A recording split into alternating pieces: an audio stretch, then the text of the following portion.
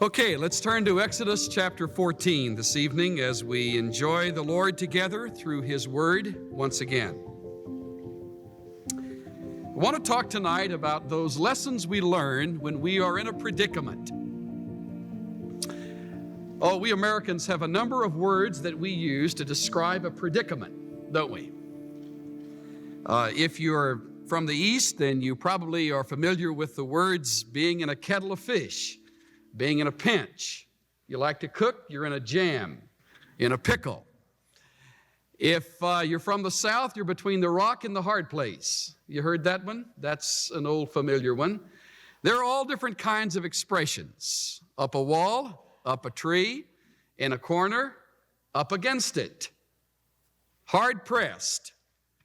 The Columbus Dispatch had a pretty good description of a predicament, and I took it down so I wouldn't forget it. They said a predicament occurs when an attorney who specializes in medical malpractice suits finds himself in need of major surgery. That's a predicament. It may very well be that this night you are in a predicament. You might be in that predicament because of an unwise or maybe an unfortunate series of decisions that you have made. You might find yourself in the predicament absolutely out of your own control. Your situation might be related to a child that is now grown and out from under your wing and out of the nest, but not walking with the Lord. He's too old to discipline, and yet you're in the dilemma of realizing that you're still the parent and you want very much for your boy or your girl to be walking with God, but he's not.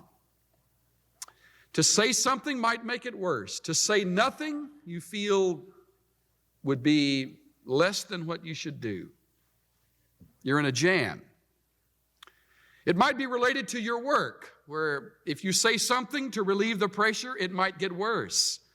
Or it might make somebody else look bad if you try to work it out yourself. The predicament might be related to something at school or something in your home right now. It might be a relational thing. And you find yourself squeezed into a tight place and you can't get out. You're in a predicament. You are under the circumstances. Thomas Paine referred to such times as those times that try men's souls. And they do, don't they? Perhaps the marks on your face are beginning to grow larger because you have attempted to work it out and it simply will not clear up. Well, you will find a measure of comfort in the 14th of Exodus because it is the most involved predicament that Israel ever found itself in and lived through. You might be interested to know that the crossing of the Red Sea is to the Old Testament what the resurrection is to the New.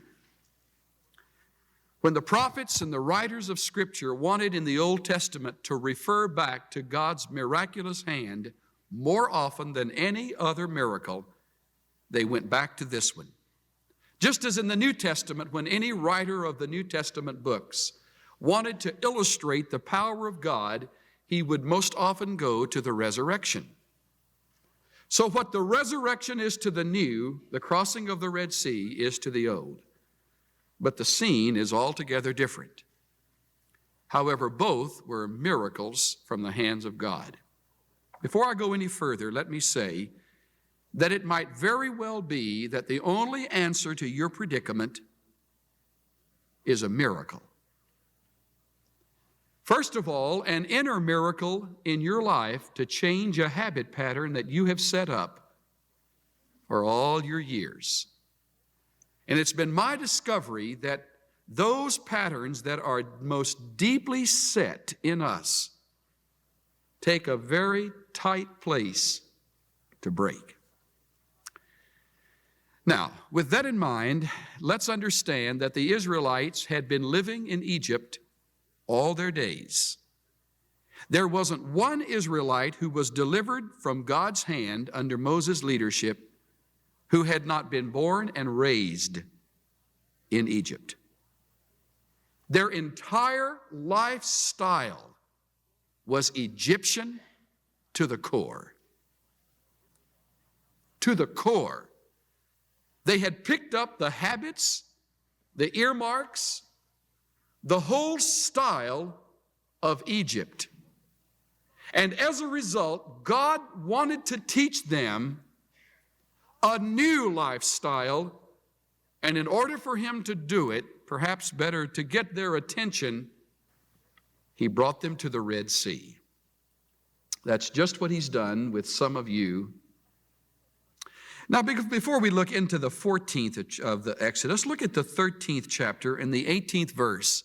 Get a pencil in your hand, and I want you to mark a couple of things. One thing I want you to mark is in verse 18, and another thing I want you to mark is in verse 21. Verse 18 of chapter 13, hence God led the people around by the way of the wilderness to the Red Sea. I want you to mark, God led the people to the Red Sea. Just check that or circle it or underscore it. God led the people to the Red Sea. Obviously, what I want you to notice is that they're coming to this impasse, to this place, this strait betwixt two, was of God's direction. He knew that they needed the Red Sea experience to learn some things from him. They needed to learn early in their journey. That's the first thing I want you to mark. Now look at verse 21. Mark this. The Lord was going before them. That's the second thing. Verse 18, God led them. Verse 21, the Lord was going before them. Now, let's just read on through verse 21 and notice how God went before them. It's a very interesting thing. He was going before them in a pillar of cloud by day to lead them on the way, and in a pillar of fire by night to give them light, that they might travel by day and by night. He did not take away the pillar of cloud by day, nor the pillar of fire by night from before the people. That's an incredible thing. You and I have never had that experience. They never had the absence of it. Have you wrestled recently with the will of God? I have. Some of my deepest wrestlings have been in the area of discerning the will of God. At times I have looked with envy on the Israelites for a cloud by day and a fire by night. That was as easy as follow the leader. When the cloud moved forward, they moved forward. When the cloud moved to the starboard side, they'd move over to the starboard side. When it'd move over to the port, they'd move over to the port. When it would go back, they'd go back. When it stopped, they'd stop. Just as simple as ABC. At night, you couldn't see a cloud. So God vanished the cloud and brought the fire. Kept them warm, hushed away those animals and beasts of the desert, and gave them unerring guidance. Day or night, all they had to do was look up. There was God's direction. He went before them. Wouldn't that be great? You wonder if it's God's will for you to move. Just look up. There's the cloud. It's going toward Baltimore. Get on your horse. You wonder if it's God's will for you to work here. Watch the fire. It moves right over there to that place of employment, and it rests there. You just go and get a job. There's no question. Just follow the leader. Now, I'm making it overly simple because that's what it was for the Israelites. There was no question. It wasn't a judgment call. The pillar of fire and the pillar of cloud went right to the Red Sea and stopped. And that's where they went and stopped. Why? Why would God box them in and hold them in that tight place? Well, let's look. Verse 1, chapter 14. The Lord spoke to Moses. Now, you see, the reason God spoke to Moses is because this leader had been prepared. Remember, he was 80 years young. He had learned his lessons. He had done homework in the Midian desert. He had discovered you don't question God. When he says go to the Red Sea, you get on your horse. You don't wait. So God said to Moses, tell the sons of Israel to turn back and camp before Pihahiroth, between Migdal and the sea. You shall camp in front of Baal Zephon, opposite it by the sea. For Pharaoh will say to the sons of Israel, he will say of the sons of Israel, they are wandering aimlessly in the land. The wilderness has shut them in. But Moses, I will harden Pharaoh's heart. He'll fall into the trap.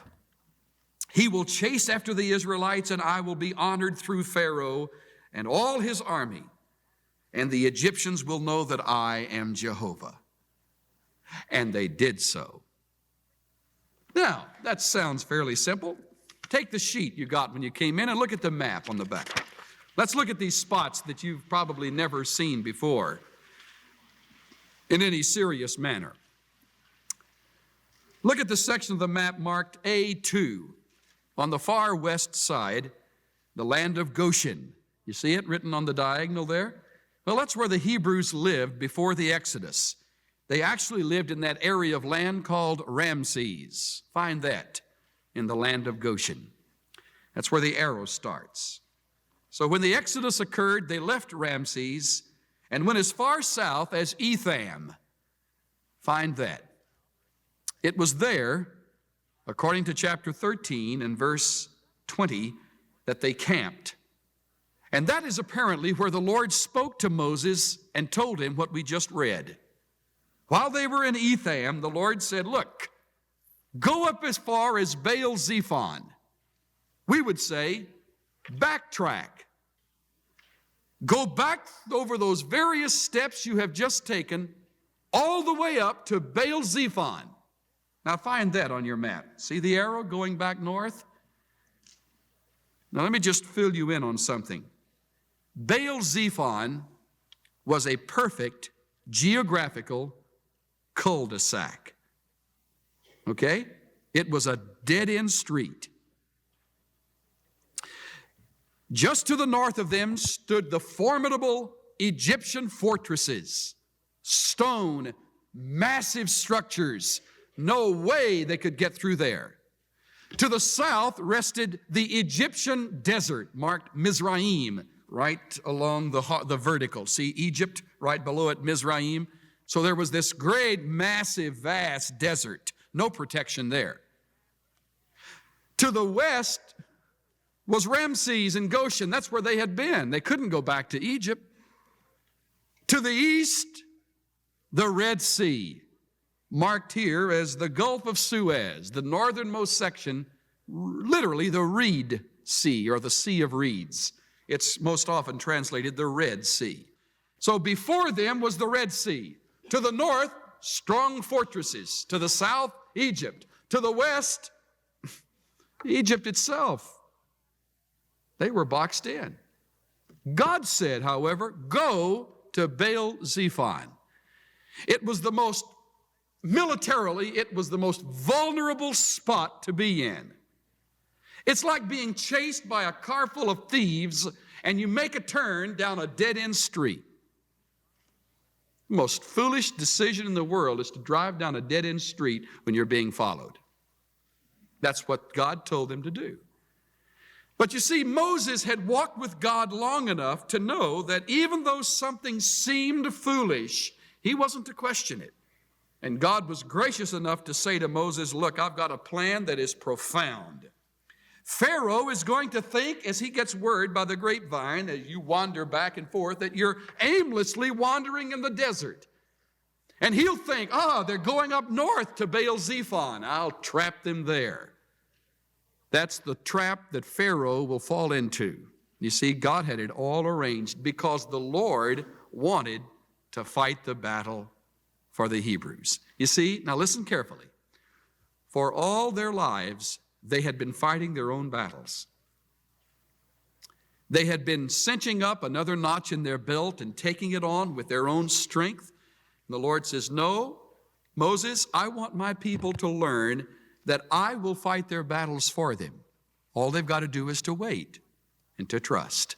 So go up to Baal-zephon. I'll talk about Baal-zephon in a minute in just a little more detail. But let's go back to the passage now. Look at chapter 14, verse 5. Now the plot begins to thicken. Exactly as God predicted, Pharaoh reacted. When the king of Egypt was told that the people had fled, Pharaoh and his servants had a change of heart toward the people. And they said, what is this we have done, that we have let Israel go from serving us? So he made his chariot ready and took his people with him. And he took 600 select chariots and all the other chariots of Egypt, with officers over all of them.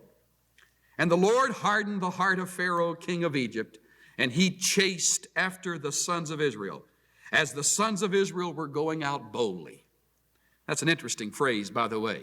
They start going north thinking, God is in this. This is going to be a great experience. They went out boldly toward Baal-zephon. Verse 9. Then the Egyptians chased after them with all the horses and the chariots of Pharaoh. You can just hear them thundering in your mind. Here they come, his horsemen and his army, and they overtook them camping by the sea in front of Baal-zephon.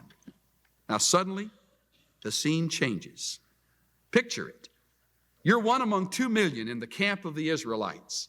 You have brought yourself with the people of God up into this cul-de-sac. Moses has taken the lead and he said, look, this is where God would have us go. And all the time you're thinking, well, I know there's a way out because we've just come up to this area. We can get out this way. And suddenly you hear the chariots of Egypt. You look up and there's a cloud of dust in the distance. And the grapevine travels back saying, Pharaoh is coming. There's going to be a massacre at Baal-zephon. So panic strikes. Now listen to verse 10 through verse 12 with a great deal of practical insight. You will almost hear your testimony. Verse 10. As Pharaoh drew near, the sons of Israel looked, and behold, the Egyptians were marching after them, and they became very frightened. That's the understatement of the chapter, by the way. They were scared to death when they saw the Egyptians. So the sons of Israel cried out to the Lord. That's the first time you read of the people of Israel en masse crying out to God. By the way, isn't it remarkable what a predicament will do to your independent spirit? Isn't it remarkable you walk along with real swagger and you strut your way through life like a human peacock until suddenly you come to the end of the rope and you begin to realize, hey, I'm in a jam. And you look up and you cry out. We're not told what they said. But after they had cried out to God in human form, they began to blame somebody else. And if you're honest with yourself, that's usually the way you handle a predicament. The first response, if you're really in touch with God, is to cry out. And the second response is to, after a while, when relief hasn't come, you begin to look to someone to blame. And so they naturally picked the preacher. Verse 11. Then they said to Moses, is it because there were no graves in Egypt that you have taken us away to die in the wilderness? Why have you dealt with us in this way, bringing us out of Egypt? Now listen to verse 12. We told you so. Is this not the word that we spoke to you in Egypt, saying, leave us alone that we may serve the Egyptians? For it would have been better for us to serve the Egyptians than to die in the wilderness. We would rather be in safety as slaves than to be free men in danger. That's a human perspective, isn't it? Why, let me assure you before I go any further that predicaments are, humanly speaking, terrible experiences. You absolutely will question the very roots of your faith if you stay there long enough. And by you'll begin to look to someone to blame. And usually it'll be somebody in leadership.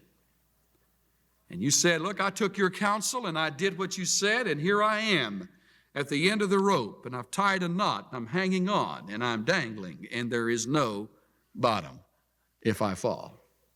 And you're the reason I did that. Well, I'm extremely impressed with Moses' response. By the way, this is a good place to pause and say, there is a phrase I hear at times, and it just makes me cringe because people say it comes from the Bible, but it doesn't.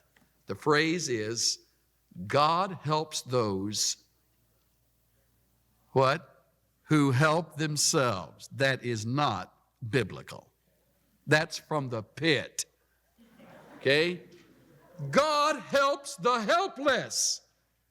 As long as you're helping yourself, you don't need God.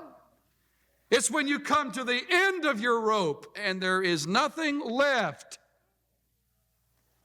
You say, God, help me.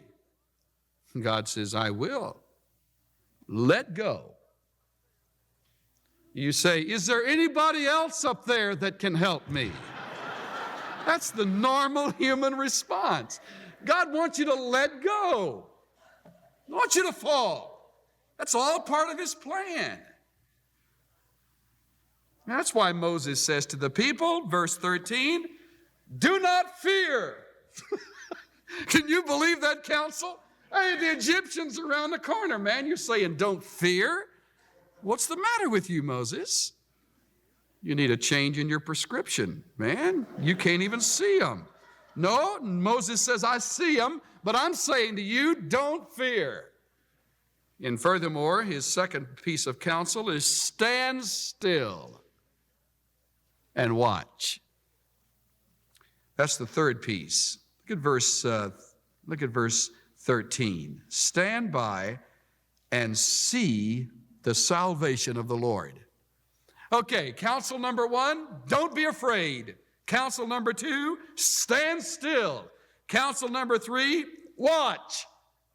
Counsel number 4, verse 14, the Lord will fight for you while you keep silent. Be quiet. That's your counsel. There's a prescription for people who are in a predicament. Don't be afraid. Stand still. Watch God come through. Quit talking. The hardest is the fourth. Because we got to tell everybody we know what a predicament we're in. God doesn't need to be informed. He knows the predicament and he is waiting for you to wait. Now I'm ready to tell you something I've held back from you all evening. It is so good. I've just had to wait for this moment to lay it on you. See the word Baal-zephon? We've come across it on the map and we've seen it earlier in the passage. Zephon is from a verb, zaphan, which means hidden treasure. Isn't that good? Hidden treasure. When you are in a cul-de-sac, led by God to that tight place, it is there you will discover some hidden treasure designed just for you. That's why Moses said, look, let's stand still. There's some hidden treasure here we'll miss if we run. You know the human response to a panic? First of all, is to be afraid. Second, to run. Third, fight. Fourth, tell everybody.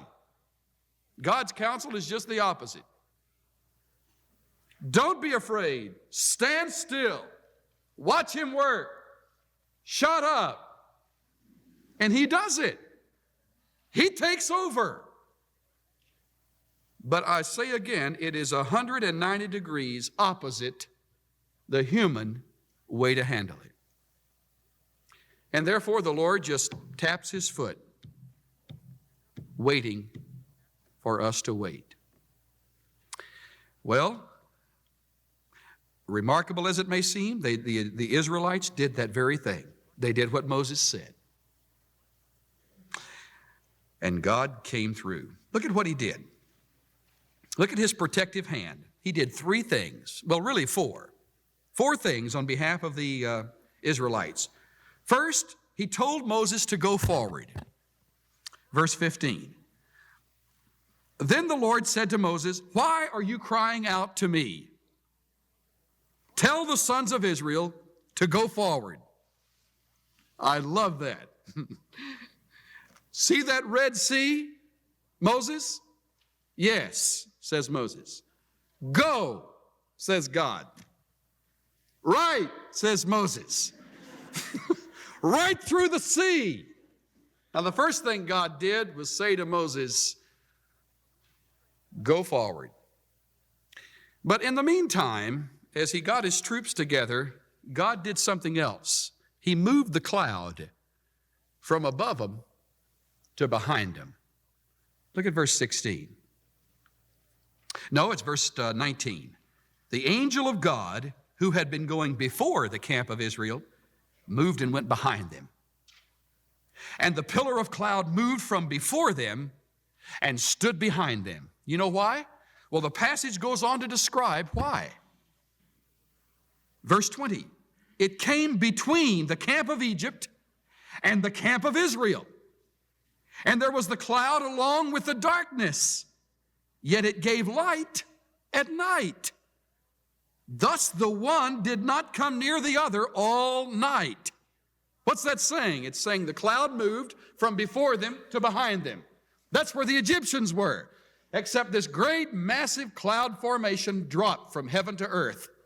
And it just blocked the Egyptians' eyesight. And I think there's another benefit. It kept the Hebrews from staring back, and quaking with fear. It just blocked the one from the other so that they could listen to God. Now, the third thing God did, he opened the path through the sea. Verse 21. Then Moses stretched out his hand over the sea, and the Lord swept the sea back by a strong east wind all night, and turned the sea into dry land, so the waters were divided. I think Cecil B. DeMille has missed it somewhat in his presentation, so let's clarify him, his attempt at making it picturesque. Do you know why the wind blew all night? Do you realize that the waters didn't suddenly part and they rushed in? Why, they'd have been in a bog in a matter of a very few yards. Any sea that has been, any riverbed that has been recently filled with water is a bog for a number of days, if not weeks. It takes time to dry it up. That's why the east wind came. The waves were pushed back and the sea became great, massive vertical walls on either side. And then that east wind just bore down on that land and just dried it up. All night it just poured over the land. I think we've missed the picture of the wind.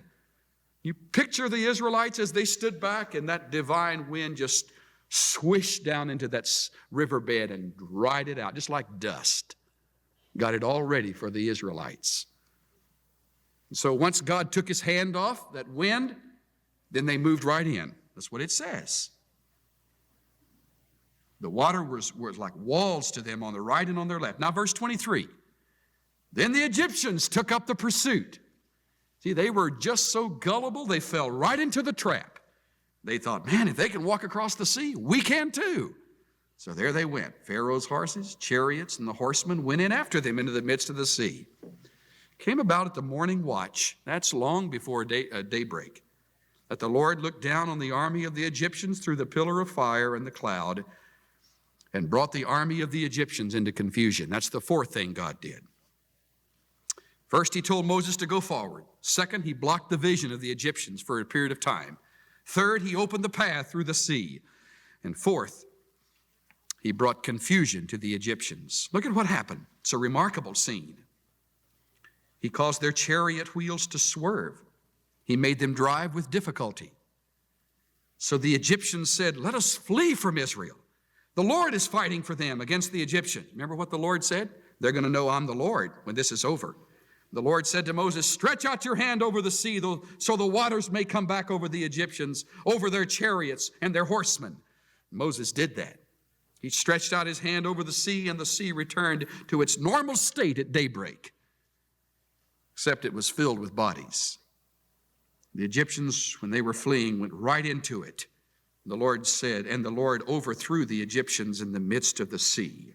What a remarkable scene. Verse 29, the sons of Israel walked on dry land through the midst of the sea, and the waters were like a wall to them on their right and on their left. You know what I see? I see the walls of water pushed back and the Israelites moving into it. Just at the time they're getting across, then the Egyptians come, and there's a space in between. And just as the Israelites are cleared, the riverbed is full of Egyptians. And God said to Moses, "Do your thing with the stick, Moses. Bring the water back." And he did. And the waters rushed in, and suddenly there was a massive massacre. Not a soul lived through it. You notice verse 30? They took a walk along the seashore, and it says that Israel that day was saved from the hand of the Egyptians, and they saw the Egyptians dead on the seashore. Please notice, it doesn't ever say they killed them, because they didn't. It doesn't even say they defended themselves, because they didn't. It doesn't even say they fought, because they didn't. They waited, and they walked through, and then they watched God work. Period. And he did. Isn't it remarkable what he can do without our help? It's just incredible sometimes. You just feel like, well, my company needs me so much, and my church needs me, and my family needs me. God must need me. No, he doesn't. He really can manage without you. Remarkable though it may seem. As a matter of fact, verse 31 describes the people as standing in awe. It says, when they saw the great power which the Lord had used against the Egyptians, they feared the Lord, they believed in the Lord, and they believed in his servant Moses. In that order. There was an awesome silence. There was a dignity that spread over that shoreline when they saw what God had done. And they gave God glory. And they looked at Moses from a whole new light. Historians and unbelieving archaeologists have helped us a lot with this story. You might be interested to know. As a matter of fact, we have come to see in these days of archaeological discoveries from obelisks and other archaeological finds that the Egyptians did not frequent this place for 17 long years after this miraculous experience. They held it in dignity. As a matter of fact, they did not attempt to regroup their ascendancy over Syria for 22 years after this. Not until the 23rd year did they even come to a serious place of reestablishing their authority in this land of western Syria. They got the message back home that God had visited the Red Sea. Now,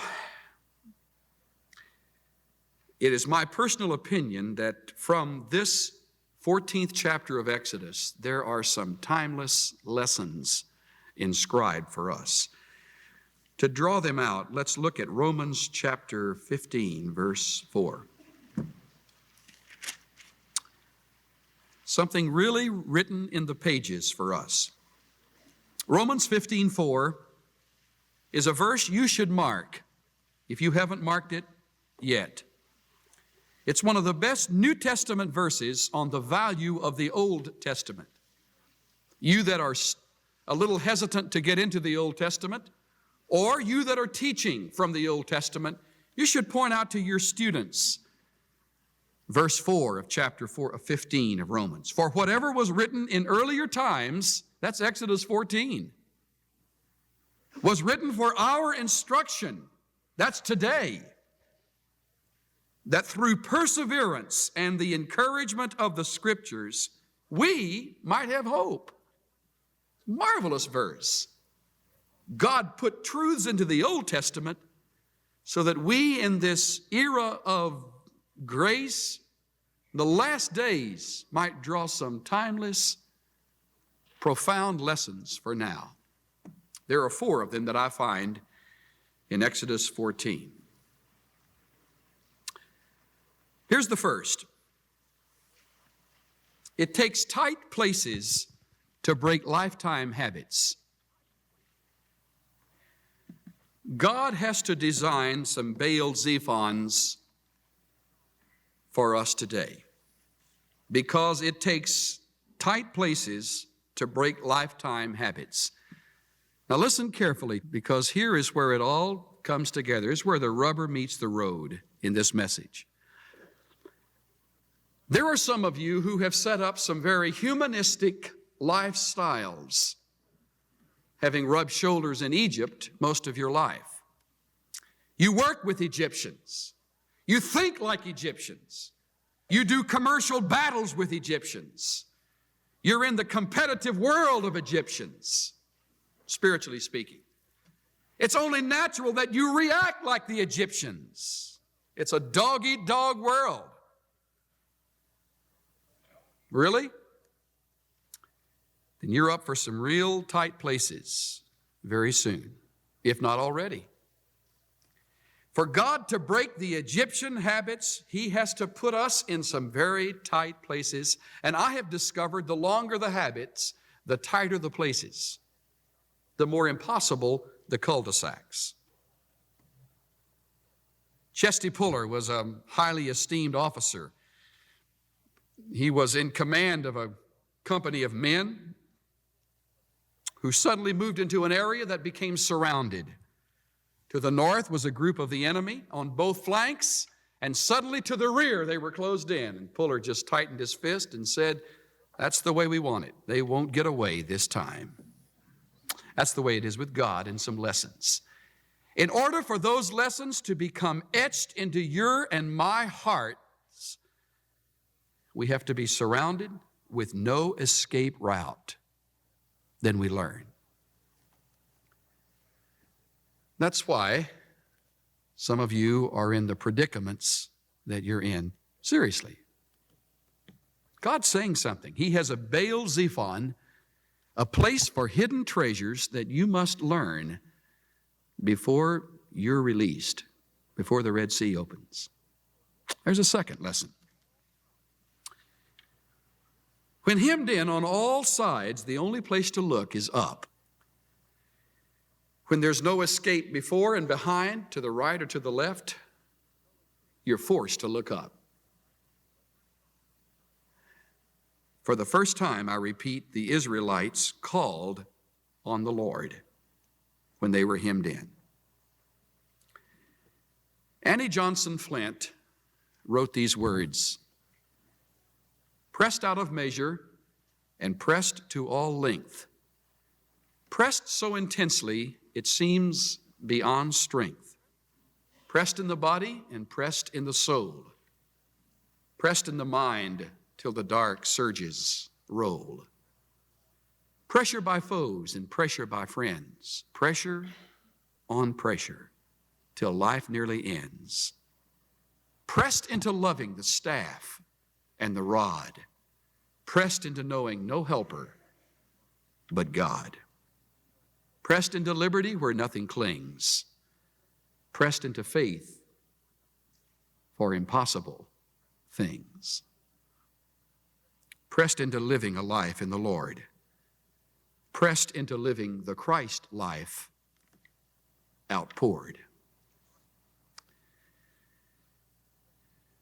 Maybe that's the reason that you're under the pressure to bring you to an absolute end of yourself. I'll never forget the counsel of my good and faithful mother. God rest her soul.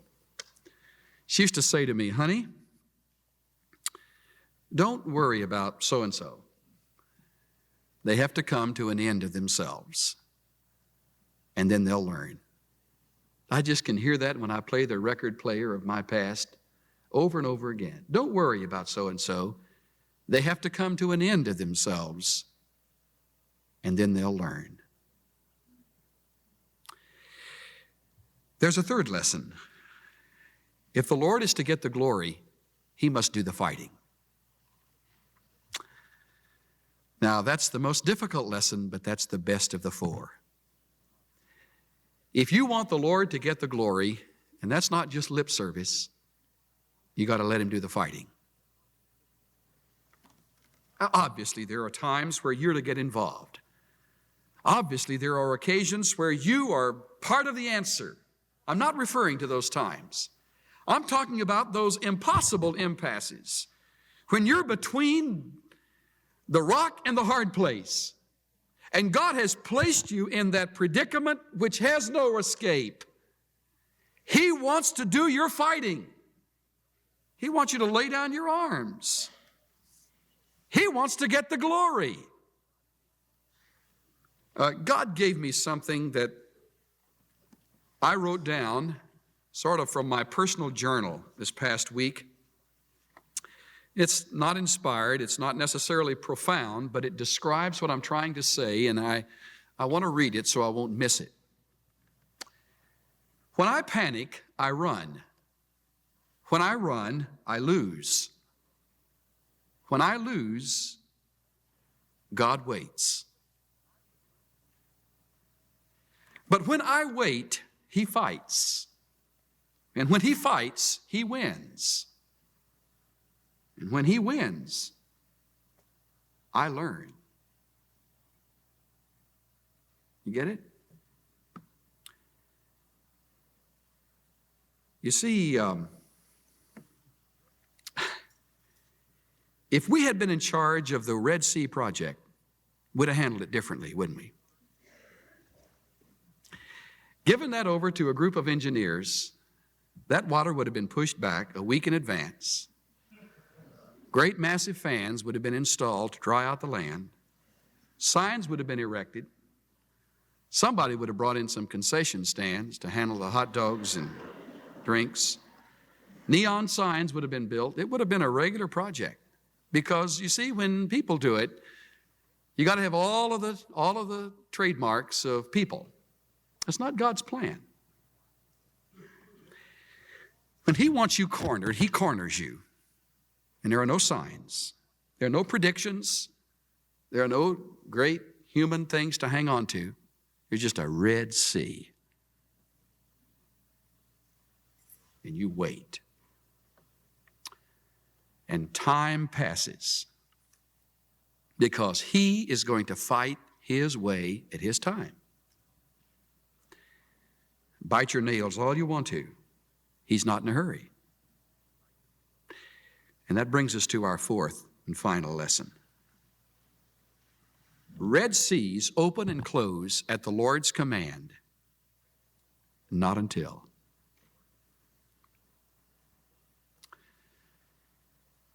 Red seas open and close at His command, not before, not until. See what I have in my hand? That's a watch. Most of you have one on your arm or in your pocket, your purse. That's one of the greatest detriments to the life of faith. You know why? Because God doesn't tell time like we do. He does His work sometime at 3 o'clock in the morning, sometime at noon. He even works on Sundays, you know. He just does remarkable things regardless of what time it is. He doesn't bow to our timepiece. He is going to leave that particular Red Sea absolutely closed without an opening, without a sign, until he has finished teaching you the lessons you're to learn. And then he has no trouble open the sea and send you through. But Baal-zephon has to do its work. And you know, the remarkable thing is, you won't see a miracle, you'll be a miracle. That's the best part of all. Raymond Edmond refers to the discipline of delay in his excellent book, The Disciplines of Life. From it I quote, "We live in a restless, impatient day. We have little time for preparation and less for meditation or worship. We feel we must be active and energetic, humanly effective. We cannot understand why inactivity, weakness, weariness, and seeming uselessness should be our lot. It all appears so foolish and futile, without plan or purpose." Now listen, the delay that instructs and prepares us saves time, never loses it. Hudson Taylor knew the testing that tempers the steel of the soul. He was an invalid home at the age of 29 after 6 years of intensive service in China. 6 years. He settled with his little family in the east side of London. Outside interests lessened.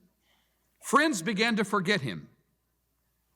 And 5 long, hidden years were spent in the dreary streets of a poor part of London, where the Taylors were shut up to prayer and patience. As the years of obscurity progressed, and when the discipline was complete, there emerged the China Inland Mission. At first, only a tiny root, but destined of God to fill the land of China with gospel fruit. Now, when I call to your attention the name of Hudson Taylor, there's probably not a person, aside from students of his life, who would even mention 5 years of obscurity in a poor part of London. You'd mention the prominent things about it, but I'll tell you, China was reached because a man was faithful with his family, waiting for the Red Sea to open. Now that's something for you tonight. And until you learn it, you're going to stay in the cul-de-sac. That's true for me too, isn't it? Let's bow together. Just rest your head in your hands for a minute and let's just sort of wrap it up. How's your time with the Lord? How are you and the Lord getting along in those early watches? Been too busy? Then you're too busy.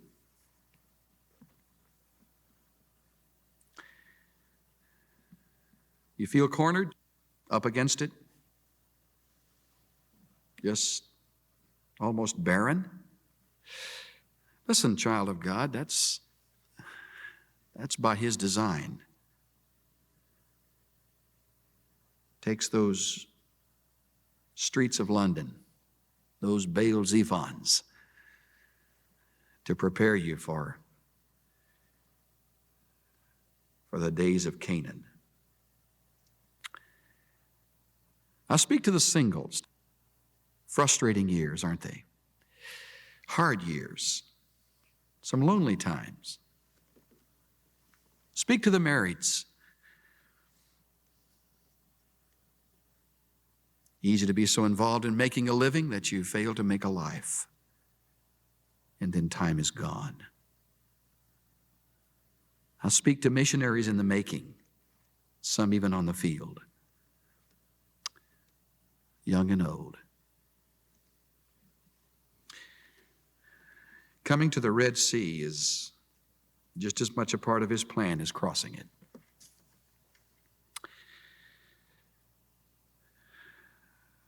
Lord, we come to a very sober and serious moment.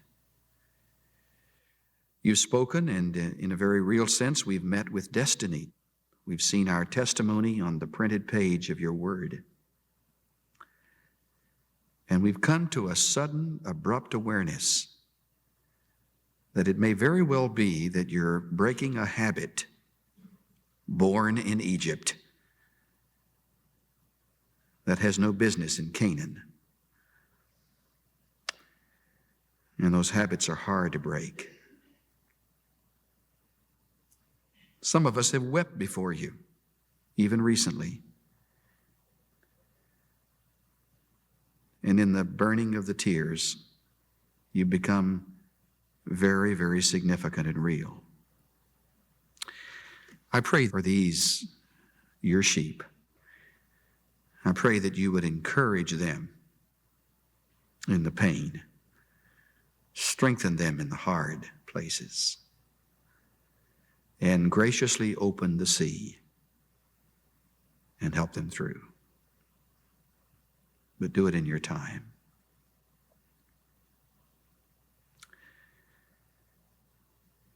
Father, we adore you and we thank you together for the things you have begun to show us from your word.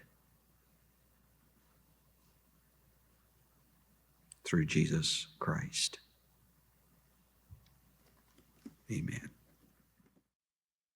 The preceding message, Between the Devil and the Deep Red Sea, was copyrighted in 1975, 1978, 1981, 1985, 1998, and 2024, and the sound recording was copyrighted in 2024 by Chuck Swindoll, Inc. All rights are reserved worldwide.